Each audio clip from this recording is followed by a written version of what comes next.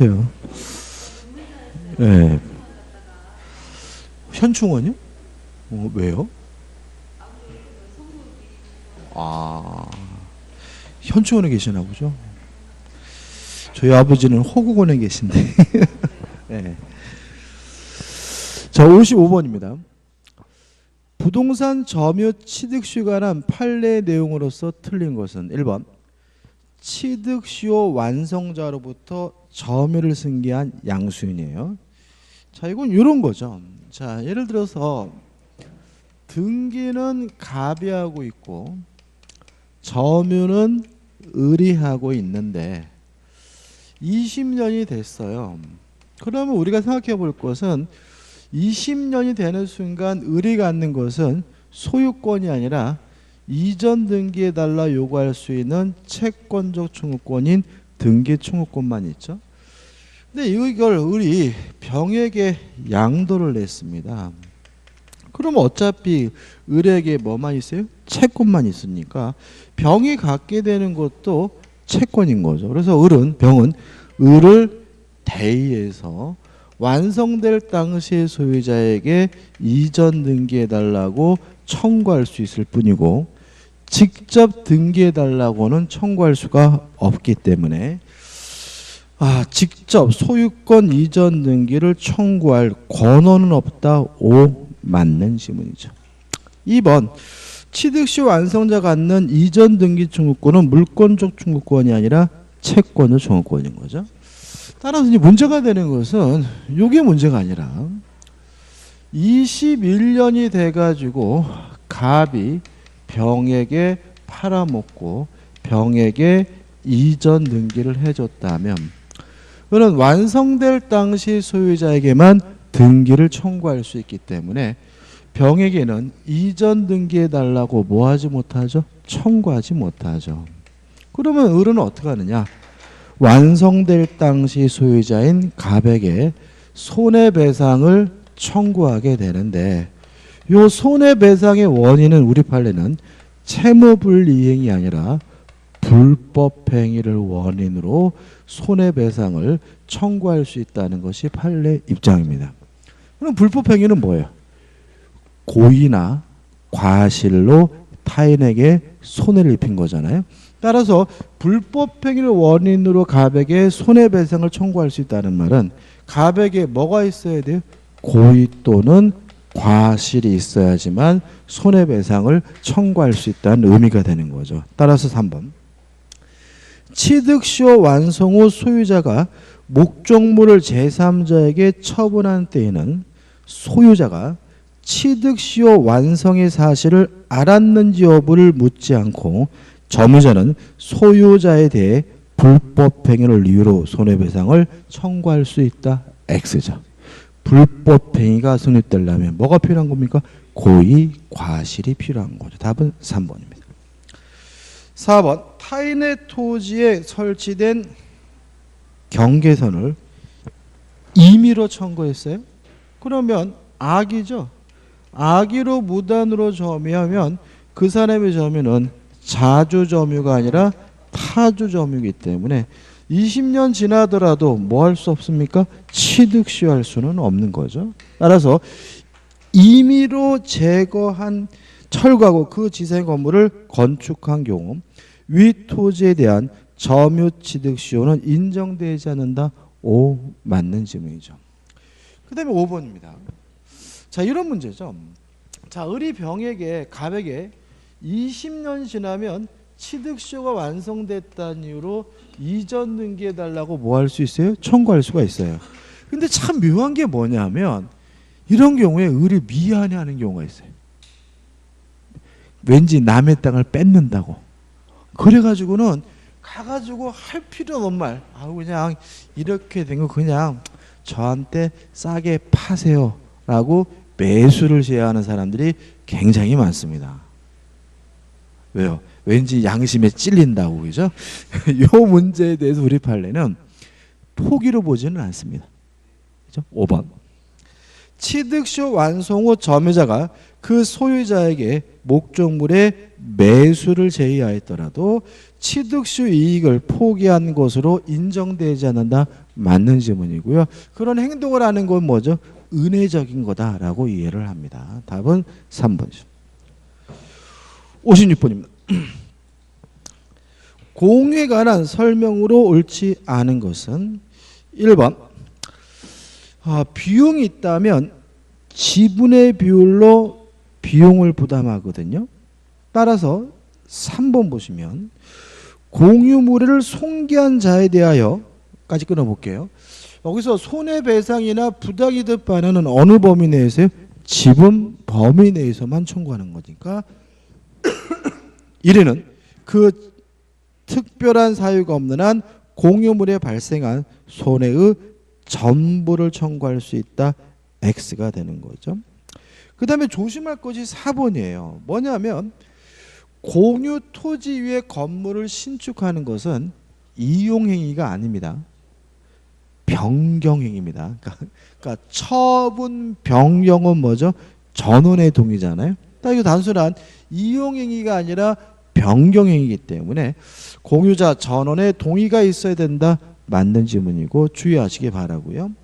그 다음에 5번인데 자 이런 거 한번 생각해 보시죠. 이것도 5번도 괜히 까다로울 수가 있는데 자 토지가 있는데요.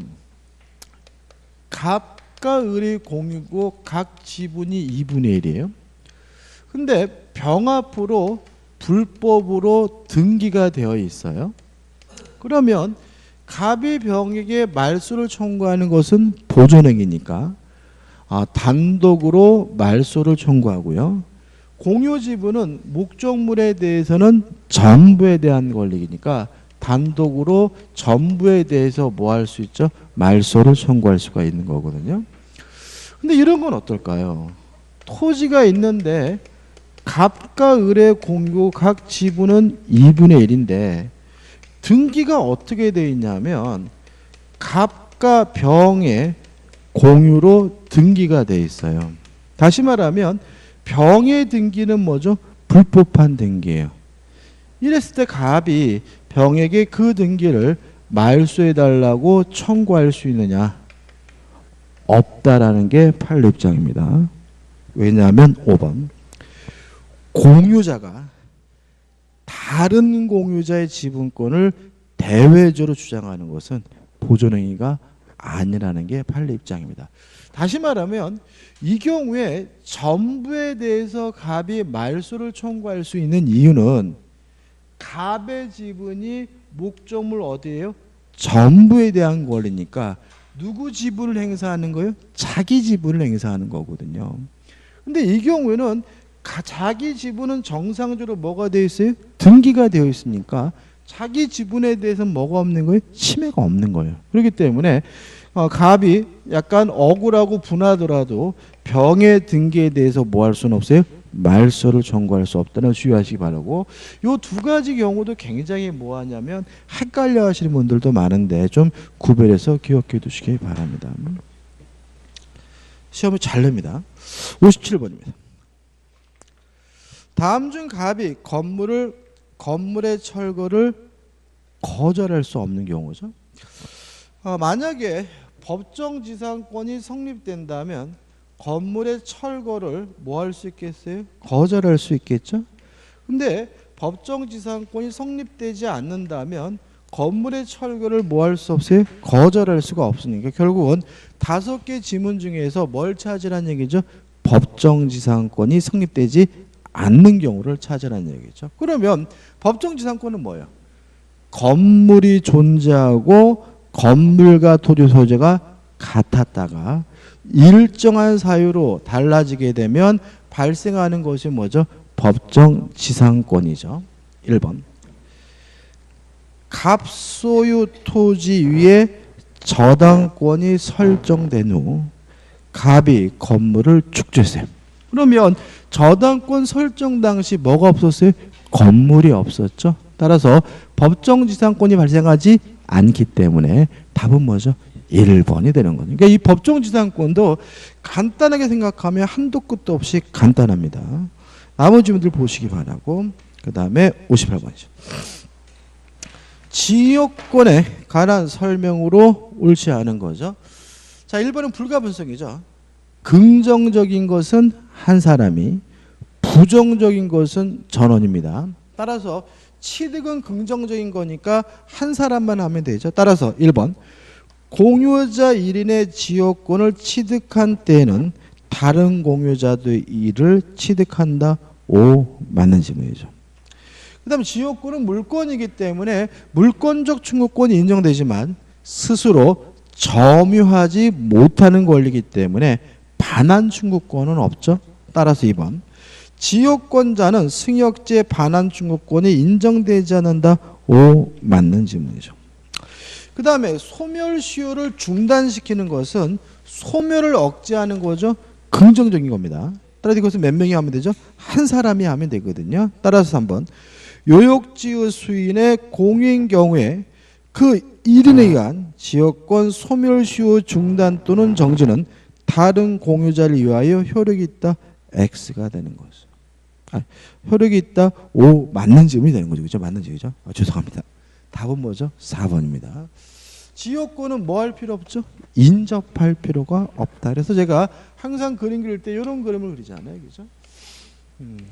갑의 땅이 있고 을의 땅이 있고 병의 땅이 있다면 병은 을의 땅에다가 지역권 설정하고 갑의 땅에다가 지역권 설정하면 도로로 나갈 수 있다. 결과적으로 갑과 병은 뭐하고 있지 않죠? 인접하고 있지 않지만 지역권 설정이 가능하기 때문에 4번 승역지와 요역지는 서로 인접하여 하며 떨어진 토지에 대하여는 지역권을 설정할 수 없다.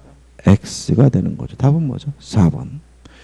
5번 소멸과 같은 부정적인 것은 전원이 해야 되니까 5번 토지 공유자 1인은 그 지분에 관하여 그 토지를 위한 지역권 또는 그 토지가 부담한 지역권을 소멸하게 하지 못한다. 맞죠? 왜요?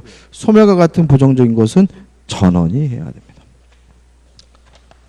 59번입니다. 갑은 자신의 건물의 을 명의의 전세권을 설정해 주었다. 그 을이 그 전세권의 병 명의의 저당권을 설정해 주었다. 이에 관한 설명으로 옳은 것을 모두 고른 것은 기억. 자, 법률행위에 의한 물권 변동은 등기합니다. 법률행위가 아닌 다른 사유로 물권이 변동될 때는 뭐 할 필요 없죠? 등기할 필요가 없는 거죠. 물론 시간의 경과는 사건이죠. 법률행위가 아니죠. 따라서 뭐 할 필요가 없는 거죠? 등기할 필요가 없는 거예요. 기억. 을의 전세권이 존속기간의 만료로 종료가 됐다면 그 전세권의 용익물권적 권능은 말소 등기 없이도 당연히 소멸한다. O 맞는 질문이죠. 자, 법정갱신은 법률 규정에 의한 갱신이니까 뭐 할 필요 없죠? 등기할 필요가 없습니다. 니은번 을의 전세권이 법정갱신된 경우 전세기간에 대한 변경 등기 없이도 갱신된다. O 맞는 질문이다. 디귿번 자, 전세권도 담보물권적 성질을 띠기 때문에 부종성, 수반성이 있어요. 따라서 전세금 반환 채권과 전세권은 함께 양도할 수는 있지만 분리해서 양도할 수는 없는 거거든요. 따라서 이거번 병의 전세권 저당권은 피담보 채권을 수반하더라도 양도할 수 없다. X죠. 답은 뭐? 디귿번 X고. 1번 을의 전세권의 존속기간이 만료로 종료가 됐어요. 자, 이런 문제입니다. 지금 저당권이 어디에 설정되어 있냐면 전세권에 설정되어 있거든요. 근데 문제는 만약에 전세권이 존속기간이 만료됐다는 이유로 소멸하게 되면 저당권도 소멸이 되기 때문에 물상대위권이 인정이 됩니다. 다시 말하면 전세권이 소멸하게 되면 그 가치 변형물로서 전세금이 생기고요. 이때 저당권자는 이 전세금이 지급되기 전까지 압류함으로써 이 전세금에 계속해서 그 효과가 미치게 되는데 이것도 일종의 뭐가 되는 거죠? 물상대위가 되는 거죠. 따라서 저당권자는 전세금에 대해서만 저당권을 뭐 할 수 있는 거죠? 실행할 수가 있는 거죠. 이제 더 이상 전세권에 대해서는 저당권을 뭐 할 수는 없는 거죠? 실행할 수는 없는 것이니까 리을번. 을의 전세권이 존속기간 만료로 종료한 경우 병은 전세권 자체에 대하여 저당권을 실행할 수 없게 된다. 오 맞는 질문이죠. 따라서 맞는 것은 기역, 니은, 리을 해가지고 4번이 답이죠. 60번입니다. 유치권에 관한 다음 설명 중 타당한 것은 자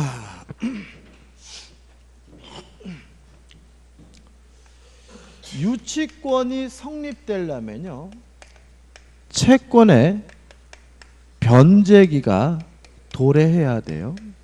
그럼 예를 들어서 채권이 성립한 날짜는 예를 들어서 9월 10일인데 돈은 언제 주기로 했냐면 9월 20날 주기로 했다면 유치권을 언제 성립하는 거죠? 9월 20날 성립하는 거죠. 그죠? 따라서 1번. 유치권은 채권의 성립과 동시에 성립하고 X죠. 채권이 성립했더라도 아직 뭐가 도래하지 않았다면요? 변제기가 도래하지 않았다면 유치권은 뭐 되지 않아요? 성립되지 않아요. 따라서 1번은 뭐가 되죠? X가 되는 거죠. 2번 유치권자가 유치물에 대하여 지출한 유익비죠. 자, 유치권자도 유익비에 대해서 청구할 수 있고요. 유익비에 대해서 또다시 유치권을 주장할 수가 있는데 항상 문제가 되는 것은 변제기가 도래해야죠. 만약에 변제기가 도래하지 않았다면 유치권은 뭐 되지 않아요? 성립되지 않거든요. 따라서 유익비 상한 청구권에 기한 유치권은 법원에 의한 상한기간의 허여가 인정된 때에도 소멸하지 않는다. X가 되는 거죠. 왜냐하면 법원이 상한기간을 허여하면 변제기가 뭐 하지 않았어요? 도래하지 않은 거죠. 그래서 1번과 2번은 유치권이 성립되려면 변제기가 도래해야 된다. 이거 가지고 만들어지는 거죠. 3번 부동산에 대한 유치권을 등기를 하지 않으면 소유자로부터 부동산을 양수한 제3자에게 대항할 수 없다. X가 됩니다. 왜냐하면 유치권은 뭐 하기만 하면 되죠? 점유하기만 하면 되는 거죠. 4번 유치권자가 채무자의 승낙 없이 유치물을 제3자에게 임대했어요. 안 되는 거죠? 안 됩니다. 왜냐하면 제3자에게 임대하려면 채무자로부터 뭘 받아야 돼? 승낙, 동의를 받아야 돼. 근데 안 받았다면 안 되는 거니까 그 차임을 뭐 할 수 없어요? 수취할 수 없는 거고요. 따라서 유치권자가 취득한 차임은 자기 채권의 변제에 충당할 수 없고 부당이득으로서 채무자에게 반환하여야 한다. 맞는 질문이고요. 답은 4번이 되는 거죠. 5번은 X입니다. 자, 유치권 행사하더라도 채권의 소멸시효는 정상적으로 진행이 돼요. 그죠? 따라서 유치권 행사 중 소멸시효가 중단된다는 5번 질문도 X가 되네요. 61번입니다. 갑은 X건물 임시한 을은 X건물을 보존 개량하기 위해 병으로부터 건축자재를 외상으로 공급받아 수리를 완료했어요. 자, 그럼 생각해 보자고요. 지금 을 임차인은 수리비 채권이 있는 거죠. 그죠? 그 다음에 또 보시면 수리비 보존 개량이니까 수리비 이렇게 할게요. 보전 필요비와 유익비 채권이 있는 거죠. 임차인은. 그 다음에 또 보시면 병으로부터 건축자재를 외상으로 공급받았어요. 그러면 병은 건축자재에 대해서 뭐가 있는 거예요? 매매대금 채권이 있는 거죠. 쉽게 말하면 을이 병한테 건축자재를 사다가 임차 건물을 뭐 한 거예요? 수리하고 개량한 거니까 요 임차인은 임대인에게 필요비 유익비 채권이 있고 병은 임차인 을에게 뭐가 있는 거죠? 매매 대금 채권이 있는 거죠. 그럼 끝이에요. 자, 필요비 유익비는 목적물에 관하여 생긴 채권이니까 을은 뭘 행사할 수 있어요? 유치권 행사할 수 있겠죠. 그렇지만 매매대금 채권은 목적물에 관해 생긴 채권이 아니죠. 매매대금 채권은 쌍무계약 채권이죠. 따라서 병은 뭘 행사할 수 없는 거죠? 유치권 행사할 수가 없는 거죠. 근데 이거를 왜 건축자재 외상대금 이렇게 해놨느냐? 뭐로 넘어오시라고요? 건축비로 넘어오라고 꼬시는 거니까 넘어가지 마시고 이것은 건축비가 아니라 뭐죠? 외상대금, 매매대금인 겁니다. 그래서 보시면 그 임대차가 종료하였지만 수리비를 상환받지 못한 을은 X 건물을 점유하고 있다. 다음 설명 중 틀린 것은 1번. 을이 병에게 외상대금을 지급하지 않으면 병은 X 건물에 대해 유치권을 행사할 수 있다. X. 왜요? 매매대금이니까요. 답은 뭐죠? 1번이죠. 2번 수리비는 목적물에 관해 생긴 채권이니까 유치권 행사할 수가 있고요. 3번 유치권자는 목적물을 사용, 수익할 수 없고 담보로 제공할 수가 없으니까 3번도 뭐죠? 맞는 질문이고요.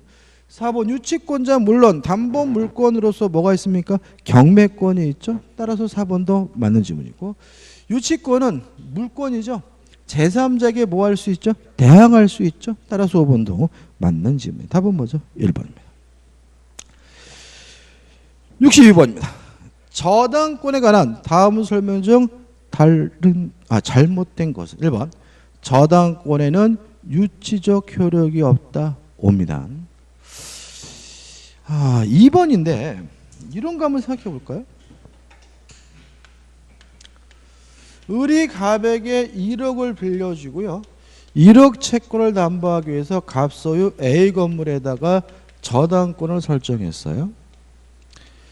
근데 갑이 돈을 안 갚는데 갑에게 예를 들어서 B라는 건물이 더 있어요. 그러면 을은 갑에 대한 뭐로서요? 일반 채권자로서 이 B 건물에 대해서 뭐 할 수 있어요?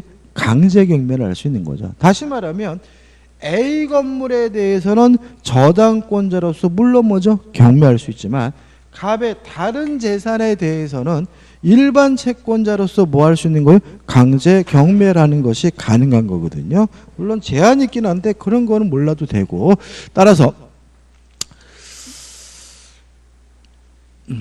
2번 저당권자는 채무자의 일반 재산에 대하여 강제 집행할 수 있다라는 질문은 맞는 질문이 되는 거죠. 가끔 나옵니다. 3번 저당권은 스스로 점유하지 못하는 권리이기 때문에 반환 청구권이 없죠.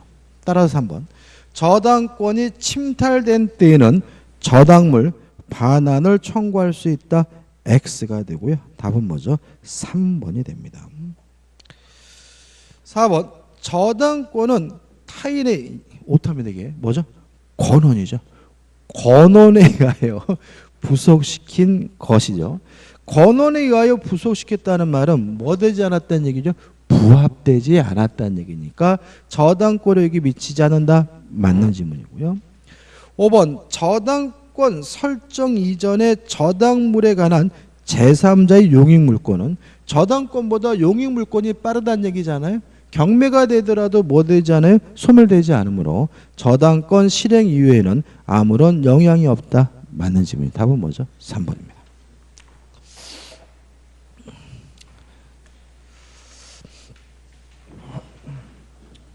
63번입니다. 타인의 채무를 담보하기 위하여 저당권을 설정한 부동산의 소유자로부터 소유권을 양수한 제3자죠. 자, 이 사람은 우리가 뭐라 그러냐면 제3취득자라고 합니다.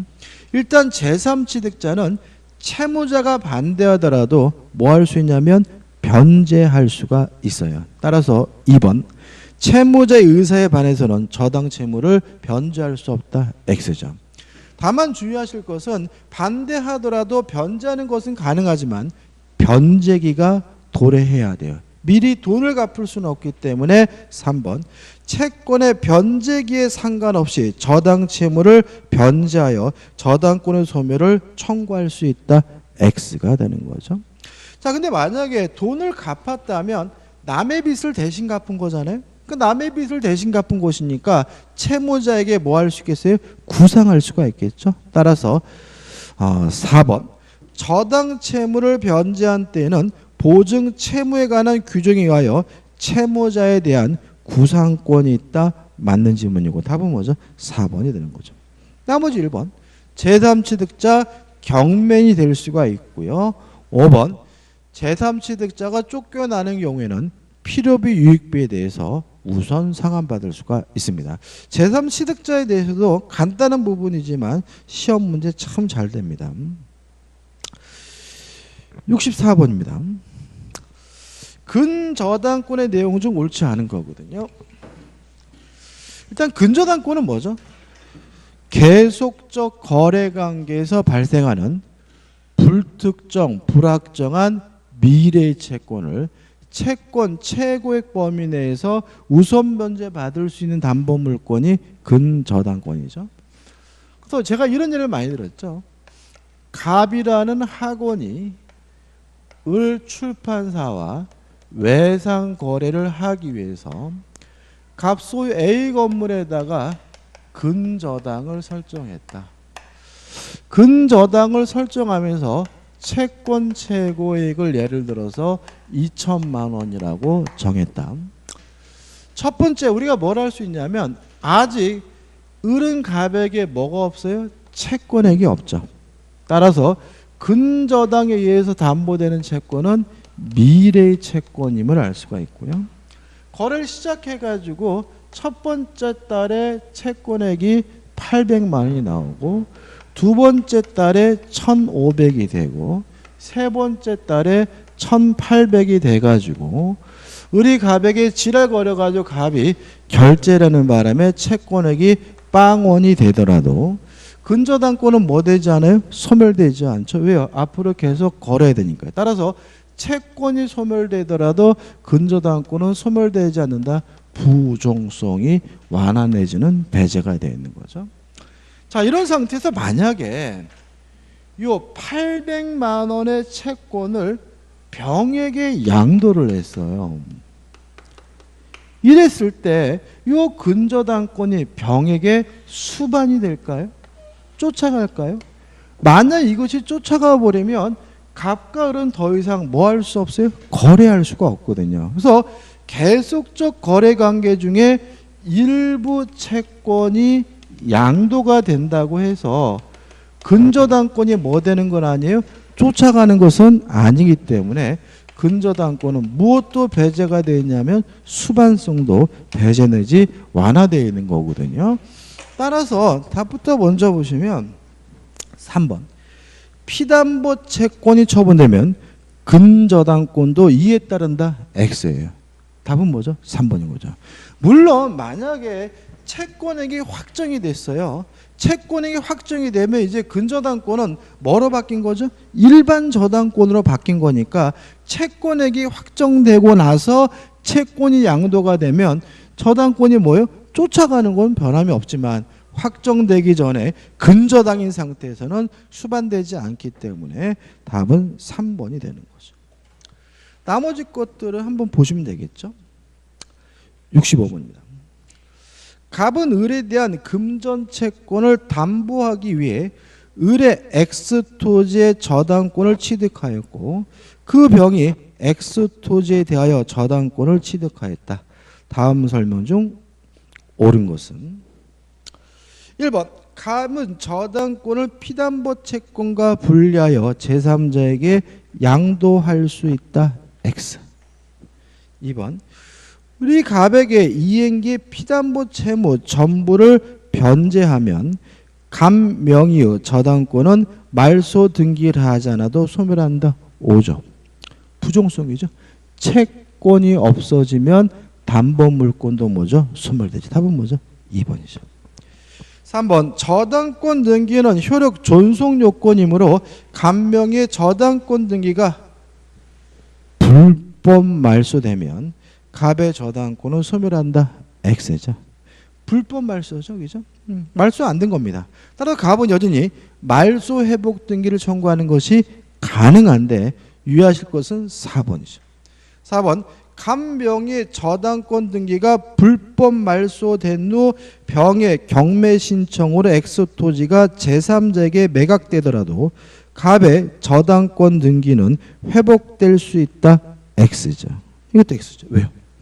경매가 이루어지면 모든 저당권은 무조건 뭐가 돼야 돼요? 소멸되는 거죠. 3번과 4번 참 잘 나와요. 그래서 불법 말소가 되더라도 저당권은 소멸되지 않으니까 여전히 말소 회복 등기를 청구하는 것이 가능하지만 불법 말소된 상태에서 경매가 이루어지면 모든 저당권은 무조건 소멸이 돼야 되므로 더 이상 말소 회복을 청구할 수 없다는 거 꼭 기억해 두시기 바랍니다. 5번 자, 무효인 등기를 유용할 수는 있어요. 그렇지만 제3자의 권리는 침해할 수가 없어요. 5번 만약 갑명의 저당권 등기가 무효예요. 병의 저당권이 존재하고 있거든요. 그럼 생각해 보자고요. 자, 만약에 갑의 저당권 등기가 무효라도 뭐 할 수는 있어요? 유용할 수는 있는데 문제는 1순위가 갑 앞으로 저당권이 설정되어 있고 병 앞으로 저당권이 이렇게 설정되어 있는 상태잖아요. 근데 요 등기가 무효인데 이것을 재활용하고 유용하게 되면 누가 피해를 보게 되죠? 병이 피해를 보죠. 이때는 뭐 할 수 없는 거죠? 유용할 수가 없는 거예요. 따라서 병의 저당권이 존재하더라도 갑과 을은 갑명의 저당권 등기를 다른 채권의 담보를 위한 저당권 등기로 유용할 수 있다. X가 되는 거죠. 답은 2번이 됩니다. 66번입니다. 계약의 성립에 관한 다음 기술 중 틀린 것은 1번 청약의 상대방은 불특정 다수인은 상관이 없고 승낙의 상대방은 특정한 청약자이어야 하므로 1번은 뭐죠? 맞는 질문이죠.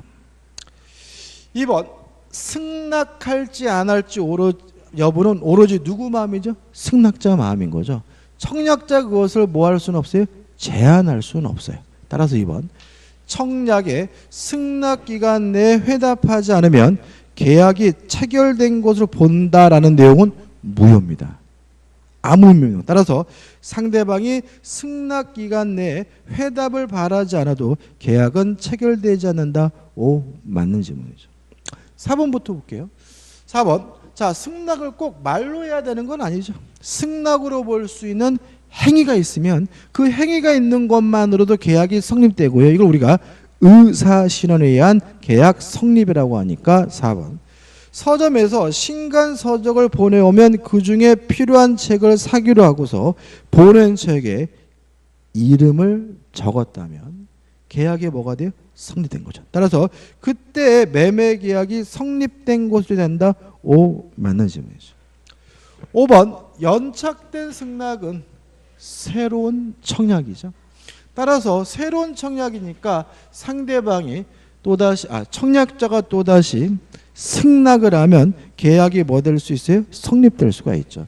그래서 우리가 새로운 청약이 된다. 새로운 청약이기 때문에 승낙이 있으면 계약이 성립될 수 있는 경우가 참 잘 나와요. 시험에. 지금 5번 질문처럼 연착된 승낙은 뭐죠? 새로운 청약이죠.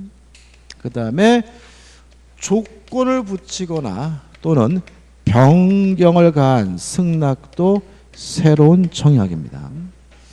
따라서 이것들은 새로운 청약이니까 또다시 별도로 뭐가 있으면요? 승낙이 있으면 계약이 성립되게 되는 거거든요. 그럼 우리가 보자고요. 자, 몇 번이죠? 3번이죠. 10만 원에 팔겠다는 A의 청약에 대해 자, A가 B에게 10만 원에 팔겠다라고 청약을 했어요.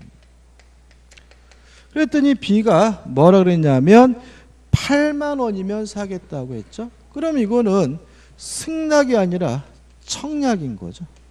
왜요? 변경을 가한 승낙은 승낙이 아니라 뭐죠? 새로운 청약이니까요. 그 다음 8만 원이면 사겠다고 했는데 이에 대해 A가 응하지 않았어요. A가 싫다라고 뭐 했어요? 거절을 했죠. 그러면 B가 A에게 청약을 했고 A가 싫다고 뭐 했어요? 거절했으니까 그동안 있었던 일은 싹 어떻게 해요? 없어지게 되는 거죠. 따라서 B가 처음대로 10만 원에 사겠다라고 얘기한 것이 뭐가 된 거죠? 새로운 청약인 거고요. 따라 이것에 대해서 A가 승낙을 해야 비로소 계약이 뭐가 돼요? 성립이 되는 것이니까 B가 처음대로 10만 원에게 사겠다고 한 경우 10만 원의 매매 계약이 체결된 곳으로 된다. X가 되는 거죠. 그죠? 답은 뭐죠? 3번입니다. 67번입니다. 동시이행 항변권에 관한 설명 중 틀린 것은 자, 동시이행 항변권은 원칙적으로 당사자 간에 인정돼요. 다만 채권이 양도가 되면 승계인에게도 인정이 되거든요. 따라서 1번 동시이행 항변권은 쌍무계약을 체결한 당사자에 한하여 인정된다. X입니다. 답이 근데 가슴 아프게도 2개예요. 몇 번도 답이죠? 2번도 답입니다. 죄송합니다. 이거 2번 변제와 영수증 교부는 동시이행 관계가 아니다. X죠. 그죠? 제가 오타를 쳤어요. 그래서 돈을 갚는 것과 영수증을 교부하는 것은 뭐죠? 동시이행 관계죠. 그죠? 따라서 이 문제는 1번과 2번 2개가 뭐죠? 정답입니다. 이해되시죠? 그죠? 3번 동시이행 항변권은 연기적 항변권이고요. 4번 상대방의 채무는 원칙적으로 변제액이 있어야 되고요. 5번 공평의 원리와 신의 성실의 원칙에 근거한다. 맞는 지문에서 답은 뭐죠? 1번과 2번 2개가 답입니다. 저는 왜 이렇게 오타가 많은지 모르겠어요. 그 다음에 68번도요. 정답이 잘못됐어요. 이건 제가 잘못한 것 같진 않아요. 68번에 해설을 보니까 정확히 해설했는데 편집 과정에 답이 바뀐 것 같아요. 제가 변명을 하자면 답이 지금 몇 번으로 되어 있죠? 3번으로 되어 있죠? 답이 몇 번이죠? 5번입니다. 5번. 5번. 정답이 5번으로 수정해 주시고 보죠. 68번 제3자를 위한 계약에 대한 다음 설명 중 맞는 것은 1번 제3자의 수익의 의사표시는 계약의 성립 요건이다. X죠. 2번 낙약자는 계약의 권리에 대하여 이 권리에 발생시킨 계약의 무효 및 취소 효과를 주장할 수 없다. X입니다. 물론 낙약자는 뭐죠? 무효, 취소 효과를 주장할 수 있겠죠. 3번 타인을 위한 보험계약은 제3자를 위한 계약이 아니다. X입니다. 타인을 위한 보험계약은 전형적인 뭐죠? 제3자를 위한 계약이죠. 4번 이미 요약자가 제3자에 대하여 부담하고 있는 채무를 청약자가 그대로 인수했어요. 이런 경우 우리가 뭐라 그러냐면 면책적 채무인수라고 하고요. 면책적 채무인수는 제3자를 위한 계약이 아니에요. 따라서 그 채무를 승계하는 계약도 제3자를 위한 계약이다. X. 5번 제3자의 권리가 발생한 후에는 당사자가 이를 변경하지 못한다. 맞는 질문입니다. 다시 말하면 제3자가 수익의 의사표시를 한 후에는 당사자는 임의적으로 제3자의 권리를 변경하거나 소멸시킬 수가 없기 때문에 맞는 질문은 몇 번이죠? 5번이 답이고 5번만이 답입니다. 그렇죠? 수정해 주시기 바랍니다. 그래서 67번은 1번과 2번 2개가 답이고요. 68번 답은 몇 번이죠? 5번이 답이니까 좀 주의하시기 바랍니다. 좀 쉬었다가요. 69번부터 보도록 하겠습니다.